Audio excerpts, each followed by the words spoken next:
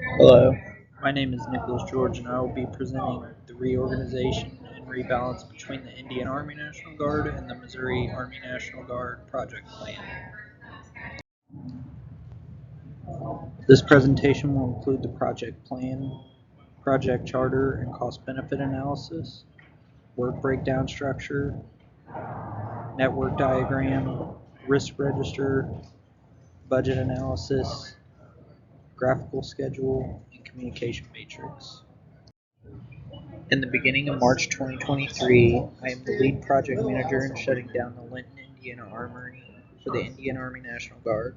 This is a unique project due to it not being normal for an armory to close in our organization's operations. This project will take roughly 3 months, including the preparations and execution.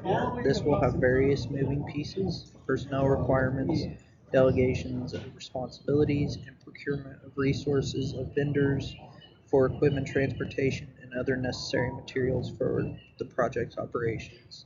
There will be a significant budget for the expenses that will be incurred. The below items are all included in the project charter.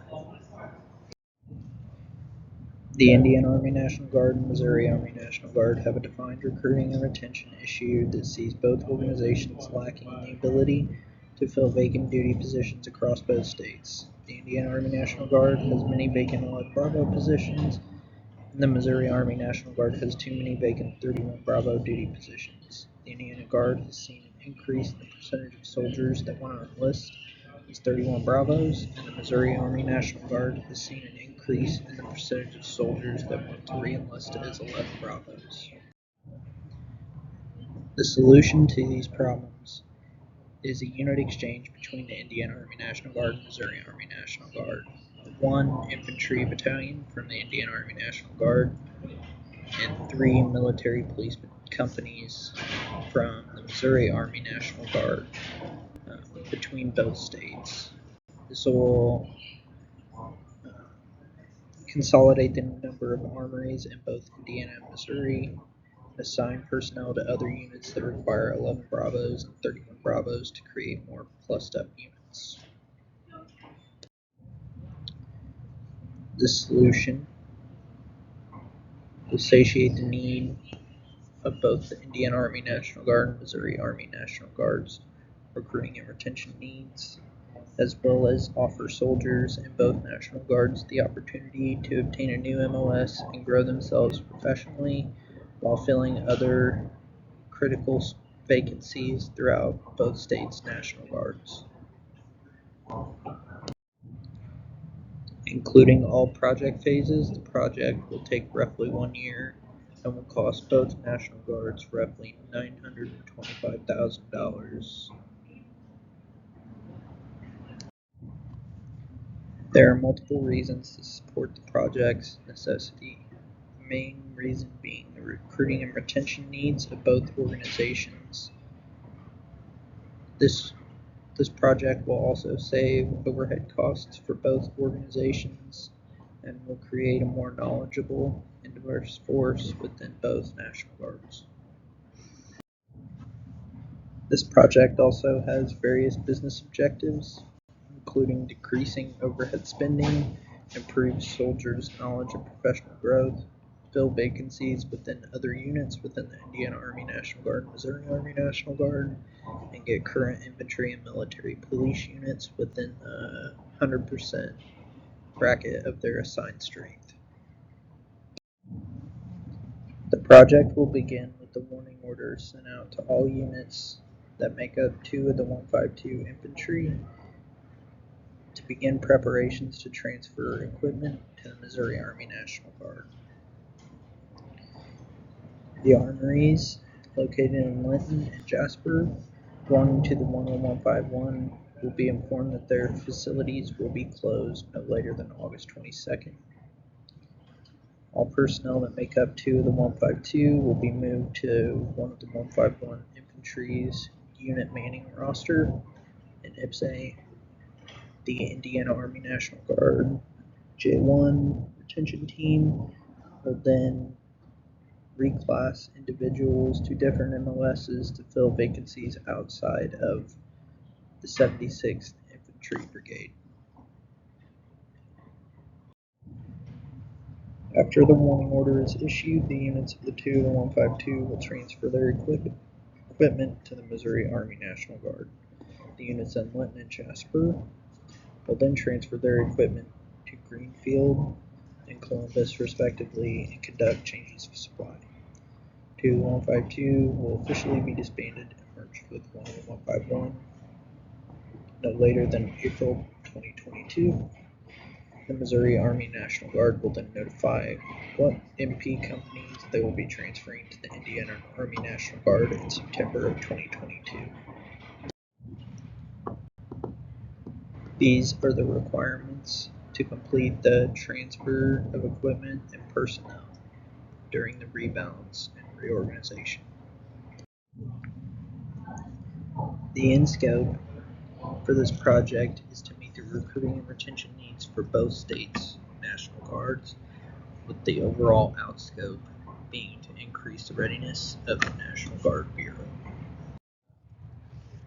Some results of this project will be higher yield in prospective applicants for both states' National Guards, more diverse and smarter workforce, and new opportunities for current service members, as well as cost savings on overhead expenses such as utilities.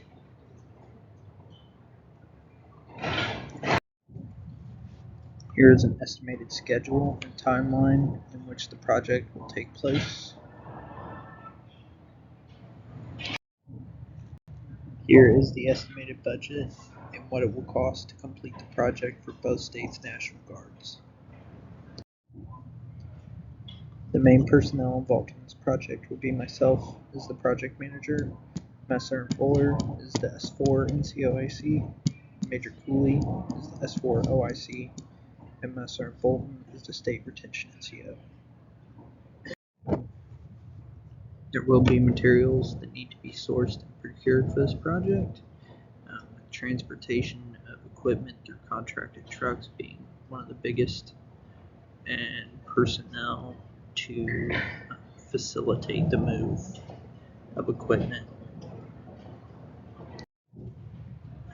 With risk playing such a key role in this project, it's important to note that this project may lead service members from the 2 of the 152, 1 of the 151, and Missouri Army National Guard to become displaced due to leaving their current assignments. MTO equipment loss could be reported during the equipment move between each state and city. This project also runs the risk of going over the allotted time, and the trends in the recruiting and retention battalion could change during the project execution. This project is complete when all the equipment is moved from the Indian Army National Guard to the Missouri Army National Guard, and all individuals that were previously assigned in 2 of the 152 are merged into 1 of the 151,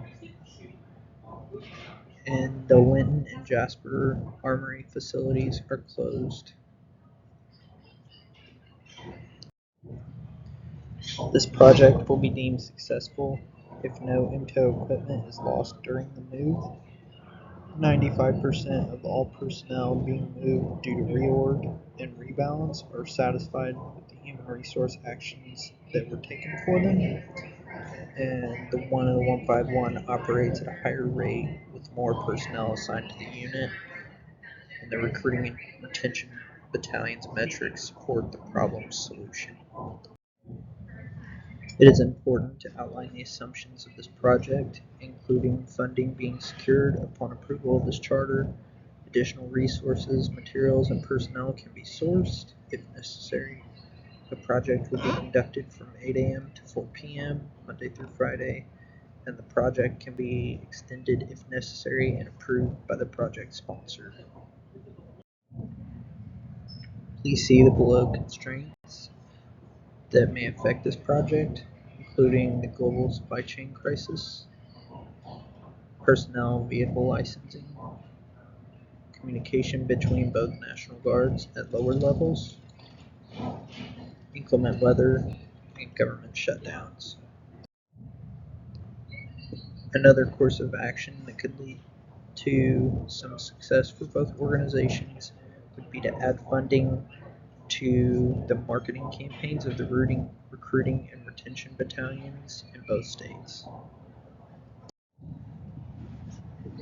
Below are the stakeholders of this project, what role they play in the project, the organizations that they belong to, as well as contact information for them to be reached at. This slide includes my contact information.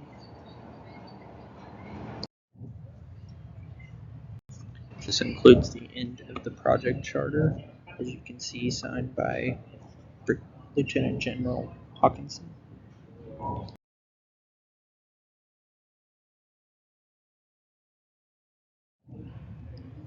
What you see below is a cost-benefit analysis, including the overhead savings, the marketing costs, vacancies to be filled by new hires, and the project costs, and how that cost affects each organization's overall budget. This is the project milestone sheet. It includes the milestone name, the number in which each milestone needs to be completed, and whether it is mandatory or optional.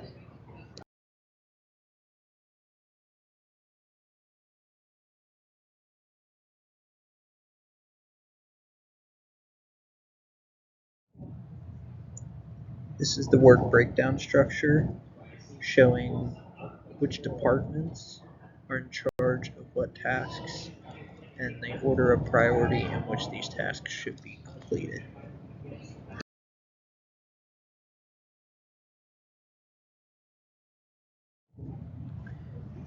While we've already looked at the budget analysis, it is important to take a deeper dive into the budget summary, which is more detailed and includes costs such as transportation, fuel, materials, and personnel, and breaks down exactly how much the over and under are on the estimations for each category.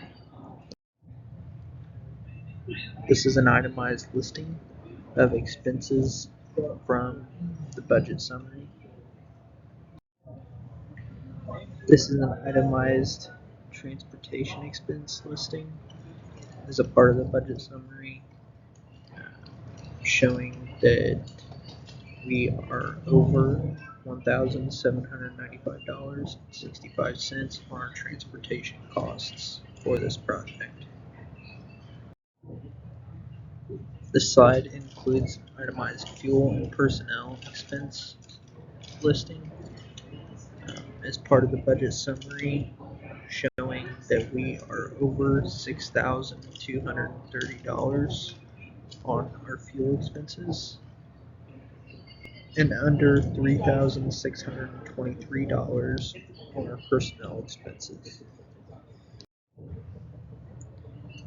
Here is an itemized list for the material expenses for this project as part of the budget summary, showing that we are $21 under the approved budget.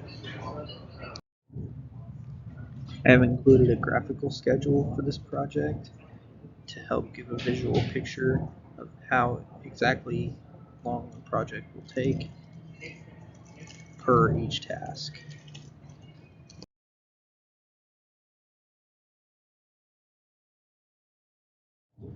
I've also included the communication matrix, which outlines the form of communication, whether it be a meeting or a report, the purpose of that meeting or report, the mode of communication, how often, who is involved in the communication, who initiates the conversations, and who receives the communications.